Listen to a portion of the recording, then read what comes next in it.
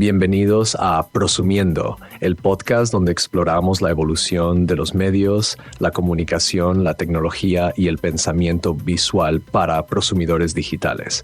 Cada episodio presenta a expertos invitados que comparten sus conocimientos y experiencias en campos como la visualización de datos, periodismo, la creación de contenido y las tendencias tecnológicas.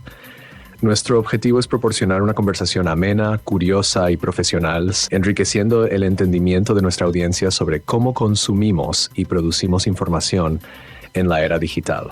Acompáñanos y descubre las historias detrás de los datos y las tecnologías que nos rodean.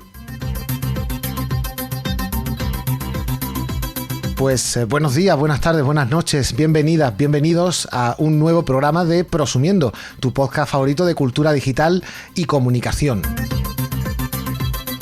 La polarización política es un fenómeno complejo que tiene tanto aspectos negativos como positivos. El periodista Ezra Klein la define como una profunda división ideológica y emocional que afecta a nuestra sociedad. Esta división puede parecer negativa porque genera desconfianza, conflicto, pero también puede ser beneficiosa. La polarización ofrece opciones claras a los votantes y puede fomentar un debate saludable. Es decir, que aunque la polarización puede dificultar en muchas ocasiones la cooperación o el diálogo, también resulta necesaria para un debate democrático que nos ayude a confrontar y a resolver diferencias importantes. Para entender un poco más de este fenómeno, tenemos con nosotros a María Luengo. Gepetiano, cuando quieras. Hola, prosumidores. En nuestro programa de hoy tenemos el honor de contar con María Luengo Cruz. Es profesora titular de periodismo en la Universidad Carlos III de Madrid, con una destacada carrera académica y publicaciones en prestigiosas revistas. Actualmente coordina un importante proyecto europeo que involucra a más de 100 expertos de 35 países, centrado en analizar y contrarrestar la polarización en Europa. El objetivo es definir el problema y aprender a reducir la tensión política y social, buscando promover un mayor pluralismo y disminuir la animosidad partidista. Bienvenida, María.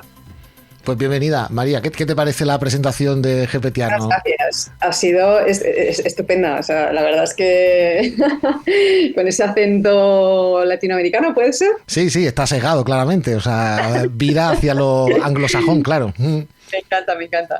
Muy, además muy acertada. O sea, sí. Los datos, desde luego, son los que han aparecido. Muy bien, María. Pues efectivamente, una de las razones de tenerte por aquí es ese proyecto que está coordinando, un proyecto a nivel europeo, con más de 100 expertos, como nos ha dicho Gepetiano, en 35 países, y que está centrado en analizar la polarización. Así que yo creo que la primera pregunta es de rigor, ¿no? ¿Qué es? ¿Qué entendemos por polarización hoy día? ¿Qué tenemos por polarización? Bueno, pues esa es una pregunta... Nos daría para hablar, ¿no? Pero quizá para mucho.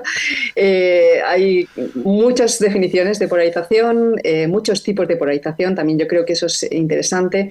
Pero bueno, pues por decir algo así para empezar, quizá yo definiría la polarización como una solidificación de bloques antagónicos, ¿vale? De personas o grupos con una clara animosidad partidista. ¿Por qué digo esto? Bueno, pues en primer lugar, solidificación, ¿no? Quizás es una metáfora que se aplica a los líquidos, al fluido y a los fluidos, ¿no? Y que puede servirnos acá para entender un poquito esta palabreja, como dice mi madre, ¿no? Aquí me dice, María, ¿qué te dedicas? ¿Qué es eso de la polarización, no? Bueno, pues sí, o sea que pasamos en esa solidificación, se pasa de un estado líquido fluido, ¿no? Algo que fluye, como puede ser la sangre, algo que se transforma en algo como muy sólido, ¿no? Que coagula, ¿no? En ejemplo de la sangre. Es decir, que hay un cambio de estado. O sea, no estamos hablando de una mera, pues pasando de un nivel, de un grado, ¿no? O sea, hay un cambio de estado a bloques o campos divididos entre sí. Que además esa solidificación, siguiendo con la metáfora, se produce por un aumento de presión a la que se ha sometido el líquido, ¿no? Bueno, pues esto es interesante también porque luego quizás salga el tema de las redes sociales, ¿no? Es que se habla mucho de la presión del grupo o de mi burbuja en la que estoy para generar animosidad con respecto al grupo contrario. O sea, no es solo generar mi tribu, o sea, mi grupo, sino aquí lo que interesa es, hay que generar ese antagonismo, otra palabreja que también está ahí, que es la segunda parte que destacaría, ¿no? de esta definición. Antagonismo es un concepto negativo que además sitúa la polarización en el contexto de nuestras sociedades democráticas. O sea que ya estamos vinculando la polarización a la democracia.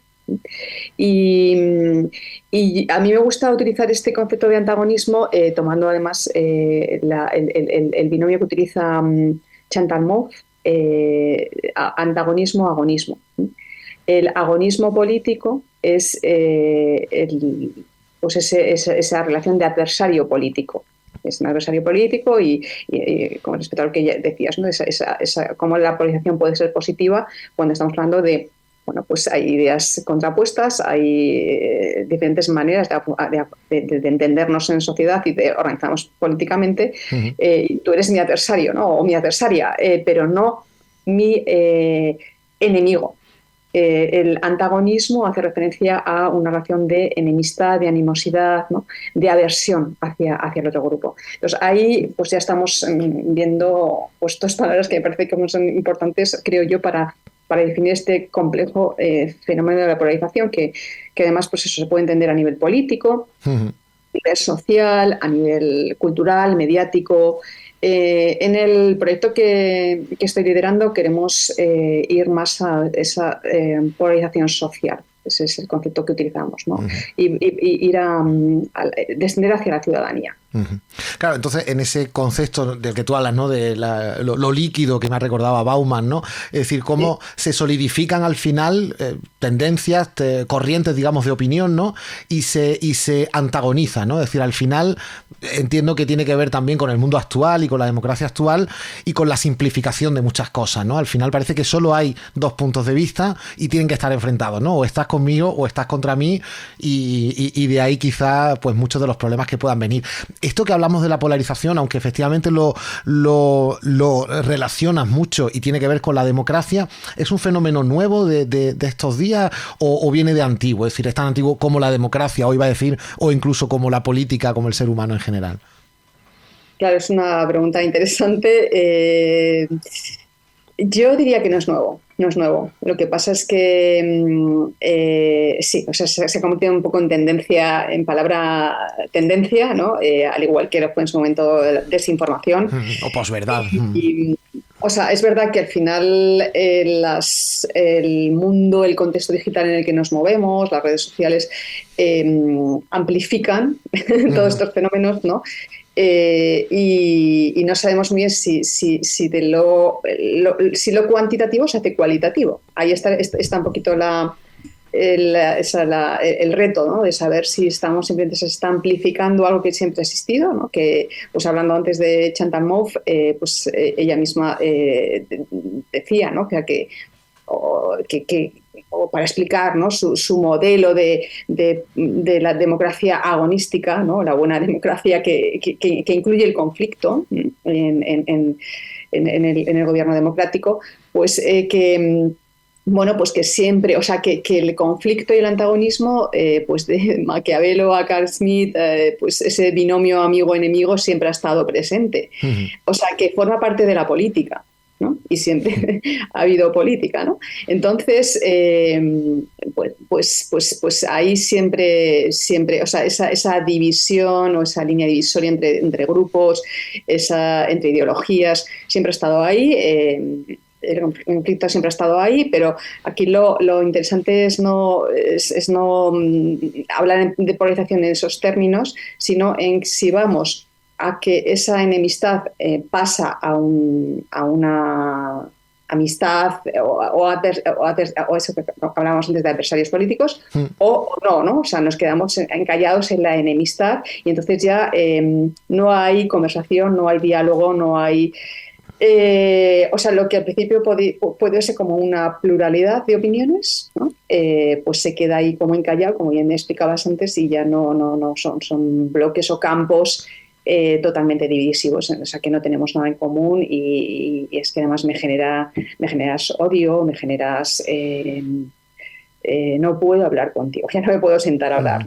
Claro, es como, en teoría de conjunto es como que no hay intersecciones, ¿no? Es decir, es como que al final hemos creado grupos aislados y no encontramos ciertos elementos en común, que los tenemos, es decir, que están ahí. Por ejemplo, hay cosas en las que en principio estamos de acuerdo, pues por ejemplo los valores democráticos, aunque ciertamente empieza a haber círculos que también ponen en duda eso, ¿no? No sé si, claro, parece que es como efectivamente que no es nada nuevo, pero sí da la sensación como de que antes se llevaban ¿es cierto o no? Ahora me dice, si se llegaban a más acuerdos antes, es decir, si el mundo político, que siempre ha estado, bueno, en esas facciones y tal, esta espectacularización que hay hoy día ha promovido mucho más esos bloques separados, es decir, antes había más acuerdos y no nos dábamos cuenta, o no, o esto es lo nuevo de la polarización precisamente.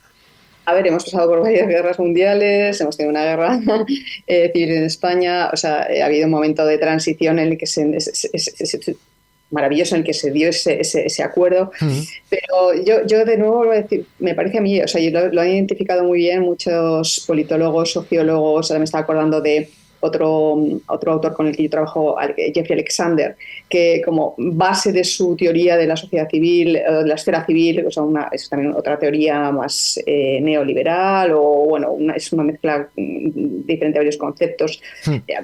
Pues también explica que en el corazón de las sociedades democráticas o el corazón de nuestras esferas civiles hay ese binomio entre el bueno y el malo, ¿no? Siempre amigos, enemigos.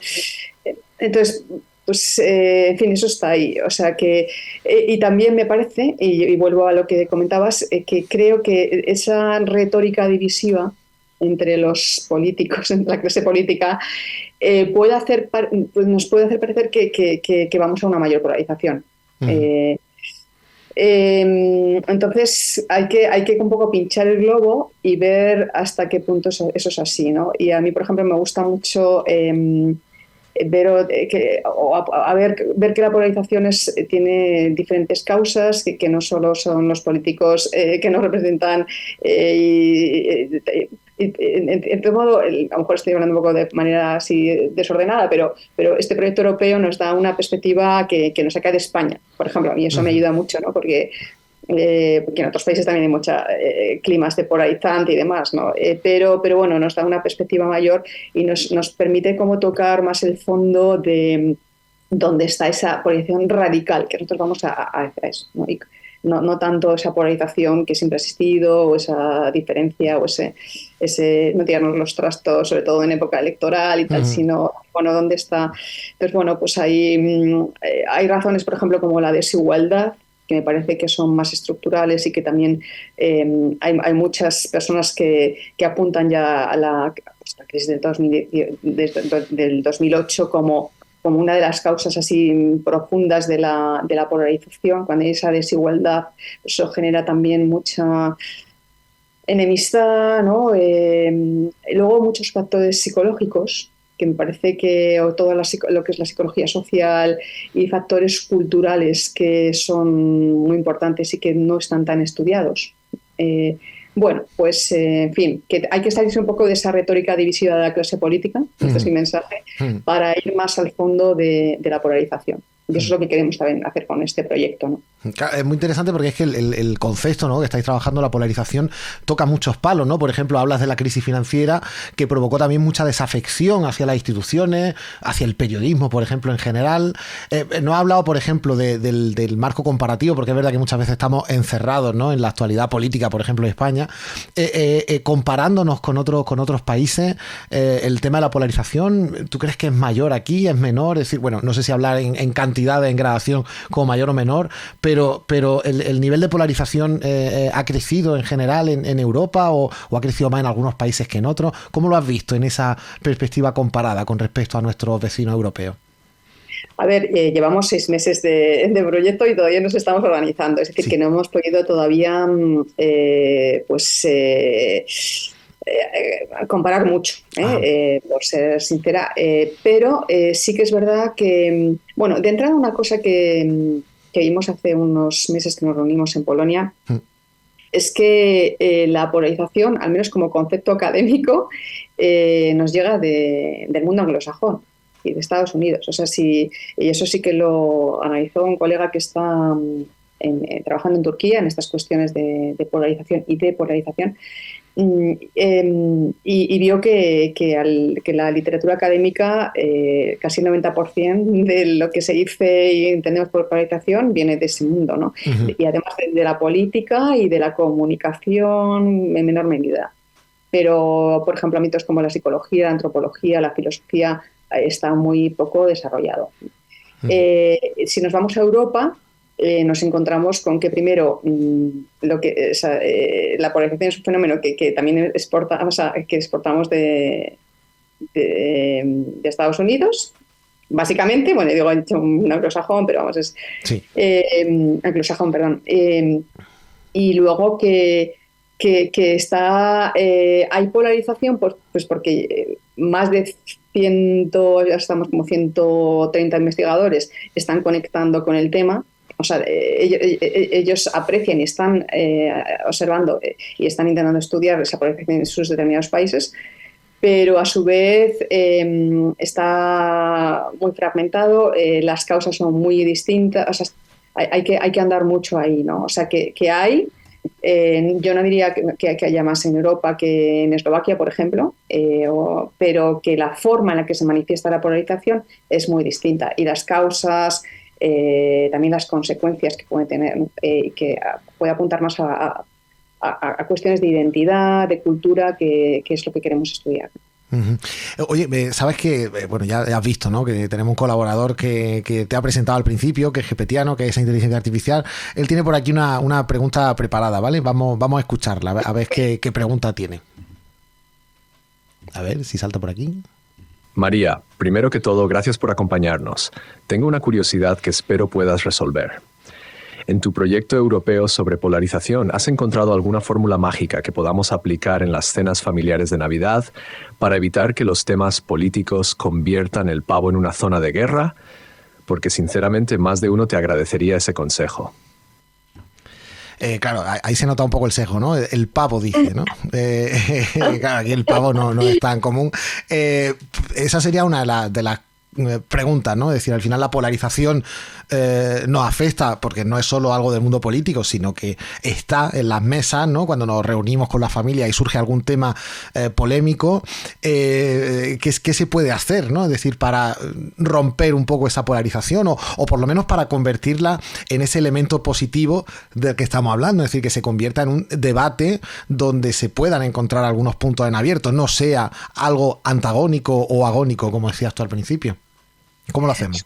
Súper interesante esta pregunta de Gepetiano, la verdad, porque yo creo que ahí está, ya ha dado en la clave, o sea, ha bajado, ha descendido, ¿no? Es una aproximación que diríamos bottom-up, desde abajo, y que sí, se está hablando ahora de micropolarización, de esto que hablábamos, ¿no? O sea, que bueno, pues ahí está la retórica divisiva de los políticos, pero ¿qué pasa cuando eso desciende y se ha descendido al día a día de la población, a cómo nos entendemos, cómo hablamos entre nosotros y a las familias? Entonces, bueno, para responder en directo a esa pregunta de qué pasa a la cena de Navidad, yo diría, no hablemos de política, que es lo más fácil, ¿no? O escuchémonos. También en el caso español, escuchémonos, ¿no? Porque a veces lo que nos falta es escuchar al otro, porque como tú bien decías también, a veces tenemos más puntos en común de lo que realmente creemos. Pero si ya no nos escuchamos, no entendemos el motivo y aparte ya nos manejamos con estereotipos también a nivel familiar, ¿no? Pues ya sabemos que mi cuñada es Vox, pues ya, ¿no? Y ya todo lo ponemos desde este filtro. Entonces, bueno, la escucha me parece que es un factor muy importante a esos niveles de micropolarización. Y luego también creo que ahí hay un punto de entender mejor las emociones. A veces la solución para la polarización radical se ha dado a diferentes niveles ya, ¿no? O sea, no solo a nivel ya micro, se ha dado acudiendo pues a la cuestión de la racionalidad y a, ¿no? Habermas siempre está por ahí, ¿no? Y siempre volvemos a Habermas, que es nuestro teórico, ¿no? Para hablar del consenso, y creo que cada vez cuando nos aproximamos a Habermas y al consenso y a lo racional nos alejamos realmente de la solución que podemos dar a esta problemática.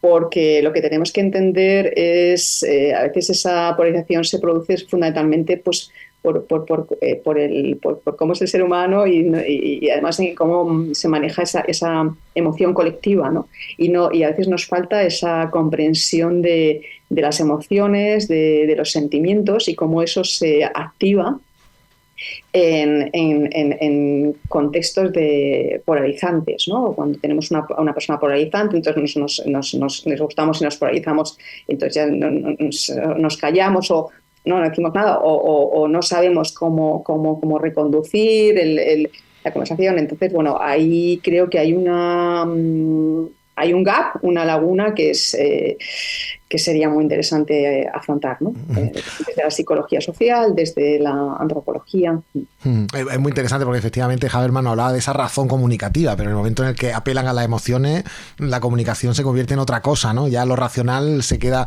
en otro sitio. Antes has mencionado el tema, y digo, volviendo también a lo micropolarizante, lo digo porque un elemento que todos tenemos todos los días en nuestro bolsillo son las redes sociales, ¿no? ¿Qué papel cumplen precisamente las redes sociales? Porque esto, bueno, parece que los estudios muestran que esto aumenta, ¿no? Amplifica la polarización. En fin, se ha hablado mucho de las cámaras de eco, de estas burbujas en las que los algoritmos nos meten, que está por ver, ¿no? Si son tan importantes al final en la consolidación de nuestras creencias o nuestra ideología, pero obviamente tienen un papel, ¿no? Las redes sociales, ¿cuál es? ¿Qué papel están desempeñando las redes sociales en esto? Sí, pues ahí, no lo digo yo, pero muchísimos expertos en analizar grandes cantidades de datos en redes sociales, es que las redes sociales tienen como un doble efecto. O sea, por un lado, y eso está demostrado, exponen a la gente a ideas, grupos que no son ellos, y eso es positivo. Pero también producen ese efecto de intensificamos nuestras ideas de tribu, ¿no? O sea, nuestro clan, nuestro grupo.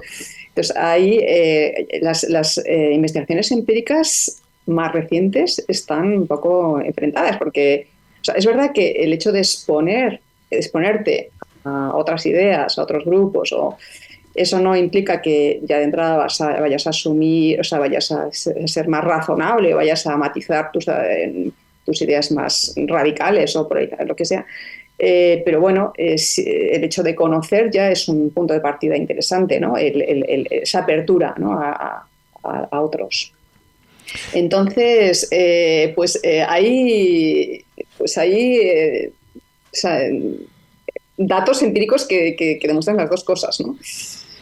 Sí que me parece muy interesante el último, no sé si es el último ya, el libro de Chris Bale, que habla de Breaking the Social Media Prism, o sea, rompiendo el prisma de las redes sociales. Uh-huh. Ahí este investigador de Estados Unidos demuestra que después de muchos estudios empíricos sobre estas cuestiones, al final dice, no, vamos a dejar la cosa cuantitativa y vamos a lo cualitativo, porque al final lo que parece ser que existen redes es que hay personas o elementos polarizantes uh-huh. Que además responden a una psicología muy concreta offline, ¿no? Fuera de que se amplifica en las redes sociales, que deforma, o sea, ese prisma de las redes sociales, y que eso al final genera mucho ruido y parece como que sí, ¿no? Que hay mucha, o sea, que las redes polarizan, pero pues si vamos a unos estudios más de fondo y yendo a la cualidad y quiénes esas personas que están detrás de esos elementos, esos puntos más polarizantes de las redes, nos encontramos con que no son muchos y que responden a perfiles muy concretos, ¿no? También psicológicos. Uh-huh. Te invito a este libro porque la verdad es que es muy interesante ver ese recorrido que hace Chris Bale después de hacer muchos estudios de cantidad de datos sobre estas cuestiones. Lo que hacemos, además, ya aprovecho, ¿no? Lo recuerdo a todos los que nos están escuchando, lo que vamos a hacer es que en el post donde está colgado el programa, en la página web, en javiercantón.com, dejamos los enlaces a todo lo que estamos mencionando aquí, a todas las obras, dejaremos enlaces para que la gente que quiera acercarse y profundizar, pues ahí va a tener también toda la información. Hemos hablado del papel de las redes sociales, vámonos otro paso también más allá. ¿Cuál es el papel del periodismo? ¿Cuál es el papel de los medios de comunicación? Porque efectivamente, bueno, el periodismo tiene ahí una responsabilidad, y si antes hablábamos, ¿no?, del mundo político que parece que se conforma en bloques de blanco y negro, bueno, quizá el periodismo es el que tiene la tarea de mostrarnos los grises, ¿no?, para que la gente, bueno, ciertamente, y eso lo sabemos, nos acercamos a los medios políticos afines, ¿no?, y que refuerzan nuestra ideología, pero al fin y al cabo se busca la pluralidad también, ¿no? Es decir, yo debería poder también acceder a otros medios que no son ideológicamente afines y buscar, ¿no?, diferentes puntos de vista. ¿Este es el papel de los medios o es otro? Muy interesante esta pregunta, además es que toca como el nervio al final de lo que a mí me interesa dentro de este proyecto, ¿no? Pues porque, bueno, me dedico a estudiar y enseñar periodismo y soy periodista by training, o sea que ahí se junta estos intereses. Bueno, pues volviendo un poco también a los términos en los que tú lo estás planteando, yo creo que los medios pueden, ante el conflicto, la polarización, la división, pueden mostrar división o mostrar pluralismo. Es algo tan sencillo como eso. O sea, que el hecho de que no haya... No disputemos y que no nos tengamos posturas enfrentadas se puede plantear como división, y entonces intensificar esa división, ese conflicto, o plantearlo desde una mirada plural. Eso es más difícil. Y la verdad es que yo tampoco tengo todavía. Yo creo que los medios tampoco lo tienen muy claro, ¿no?, en ese sentido. Pero bueno, yo creo que al final se trata de generar narrativas que permitan entender el conflicto y la división volviendo a ese binomio que hemos planteado, desde el agonismo, ¿no? Desde el agonismo, no desde el antagonismo. Entonces, al final es cómo cuentas las historias. Yo creo que los periodistas somos contadores de historias y cómo planteas el escenario, los protagonistas de tu historia, el plot y tal, pues puede llevarnos hacia es mi enemigo, estos son enemigos, o no, estos son rivales políticos, o estos son, ¿no? Aquí hay una manera de entender las cosas, ¿no? O esto es extremadamente extremo y radical, y esto está tocando esas líneas rojas de nuestros valores democráticos, ¿no? Bueno, pues por ahí creo que los medios tienen un gran papel. Oye, precisamente tú lo has dicho, ¿no? Eres profe de periodismo, yo también. ¿Cómo les podemos explicar esto también, este fenómeno, y que precisamente tengan en cuenta, ¿no?, lo que estás diciendo, ¿no?, de los periodistas como contadores de historias, que eligen un frame, ¿no?, eligen un marco para contar una historia? Puedes contarla en términos épicos, de bueno y malo, o puedes dar contexto, ¿no?, y también que el lector entienda lo que está recibiendo.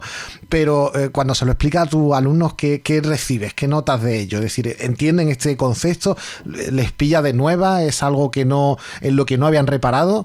¿O entienden perfectamente el mundo en el que les va a tocar desempeñar su trabajo y tienen claro también todo esto de lo que estamos hablando? Es decir, que tienen que contar una historia de la manera más objetiva posible, entendiendo que la objetividad obviamente es una utopía. Sí, buena pregunta. A ver, yo a mis estudiantes justamente, bueno, la polarización no es un tema que entre, pero sí que yo imparto periodismo social. Uh-huh. Es una asignatura y de, bueno, ¿qué es esto de periodismo social? Porque es todo y nada, es el cajón desastre de las cuestiones de sociedad, temas sociales. Y bueno, ahí sí que tenemos la posibilidad pues porque hay temas sociales que son muy polémicos, ¿no? O que hay solo blanco y negro, o que, ¿no? Por ejemplo, un desahucio, ¿no? Algo así, claro. Ejemplo, o cuestiones de la división entre el movimiento feminista. Claro. ¿No? Que conste que todo periodismo es social, al fin y al cabo, pero es verdad que parece que es como asuntos más sociales, ¿no? Además, se atrae mucho, lo social se atrae para un lado político u otro, ¿no? O sea, se politiza en exceso. Uh-huh. Bueno, pues ahí yo creo que la manera de entender cómo contar la historia sin que todo sea como tan simplista, ¿no? Que se reduzca a 2 polos, es contando la historia. O sea, a mí no tengo otra manera porque me parece que el periodismo se aprende en lo práctico, haciéndolo, ¿no? Entonces ahí, por ejemplo, nosotros trabajamos mucho por proyectos de periodismo social, o sea, donde hay que poner ese contexto, hay que ponerse no solo desde un lado, sino también intentar verlo desde los diferentes ángulos. También cuestionar los propios puntos de partida, porque parece que hay que ponerse siempre con el lado del vulnerable, pero bueno, pero ¿por qué yo me estoy poniendo en este lado, ¿no? Todo, o sea, al final. Y luego hay una línea que yo todavía quiero explorar, aunque ya lleva años ahí dando algún tipo de camino para esto, es el Solutions Journalism, el periodismo de soluciones. Y justamente desde este periodismo de soluciones también he visto yo que se está intentando, como hay otra línea que va más en directo a las cuestiones de polarización o del conflicto, que se llama Compliquemos la narrativa, que tiene mucho que ver con esto. O sea, me acordaba ahora por esta cuestión que hemos sacado de las historias, narrativa, ¿no? Complicating the narrative. O sea, vamos a salir intentar de la simplificación, ¿no? Vamos a de verdad entrar en profundidad, ¿no? Entonces, bueno, ahí hay algunas herramientas, sobre todo a partir de historias concretas de cómo se han contado las cosas y cómo se podrían haber contado, que se puede indagar más. Pero bueno, yo todavía eso es un camino a explorar, ¿no? Desde el mundo del periodismo, cómo conectarlo con la cuestión de la polarización.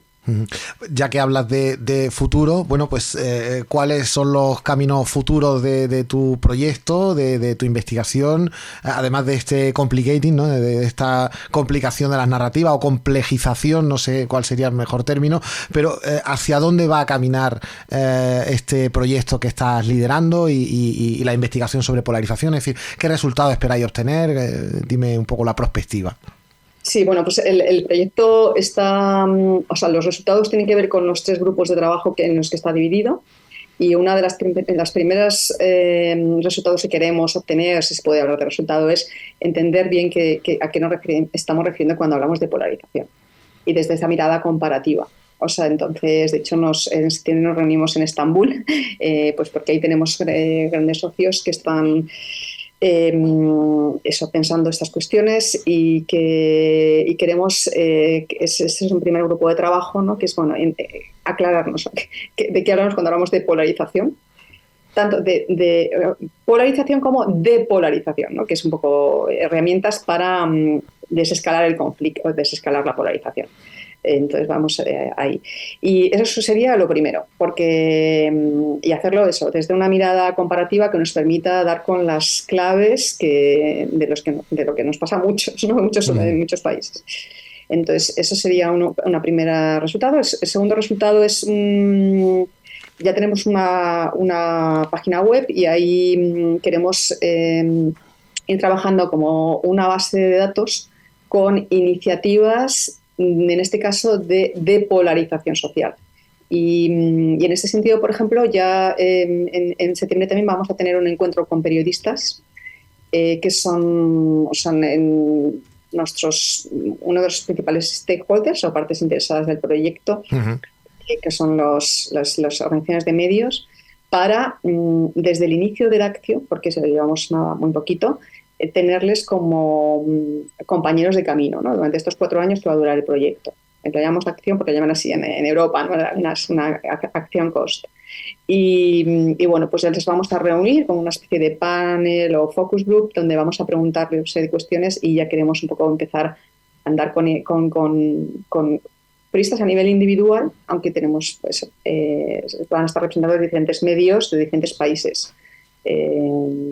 Periodistas de Agence France Presse, aquí en España pues estamos en conversación con Prisa y con A3 Media.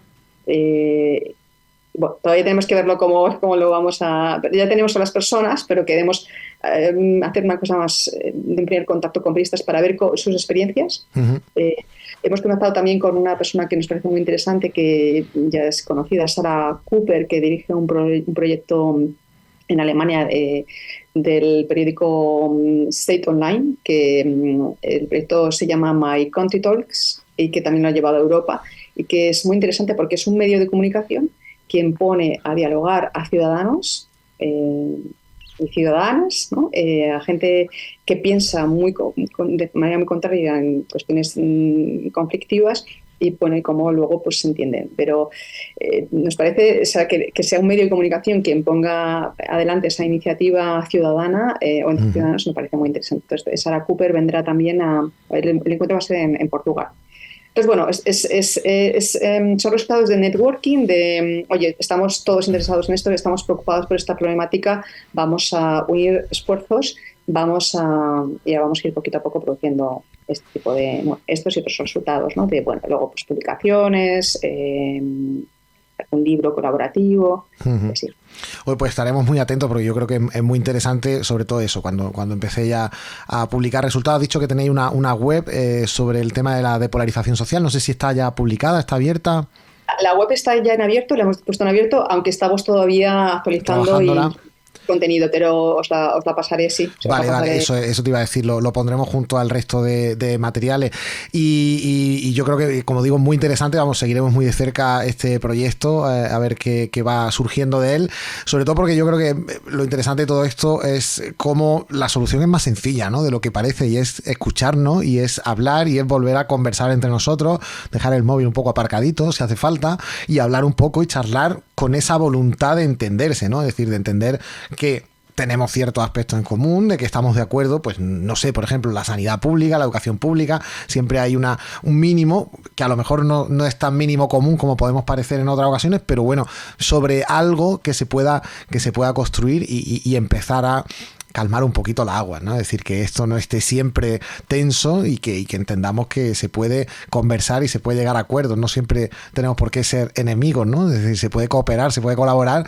sin tener una misma ideología, sin pertenecer al mismo partido político ni a la misma ideología. Me está diciendo Gepetiano aquí que quiere decir algo, así que yo lo voy a dejar hablar un momentito, a ver. No sé qué quiere decir, a ver. Hemos llegado al final de nuestro programa. Queremos agradecer enormemente a nuestra invitada de hoy, María Luengo Cruz, por compartir su conocimiento y perspectiva sobre la polarización política. Ha sido una conversación realmente enriquecedora y llena de insights valiosos para todos nuestros oyentes, desde profesores y estudiantes universitarios hasta investigadores y académicos. María, gracias por tu tiempo y por iluminar este tema tan relevante y complejo. Esperamos seguir viendo el impacto positivo de tu trabajo en el ámbito del periodismo y la comunicación. Hasta la próxima, prosumidores. Sigamos explorando y aprendiendo juntos. Adiós. Bueno, pues me sumo a la despedida que hace Gepetiano. María, muchas gracias por tu tiempo, gracias por acercarte a esta ventana y contarnos todo lo que nos has contado sobre, yo creo que un fenómeno interesantísimo y apasionante como es la polarización, y que estamos empezando a descubrir, ¿no?, muy bien todas las implicaciones y sobre todo todas las soluciones para que esto no vaya no llegue a males, ¿no?, como podríamos decir, María. Muchísimas gracias a vosotros, por supuesto. Muchas gracias. Muy bien, María, hasta pronto. Nos vemos, hasta pronto.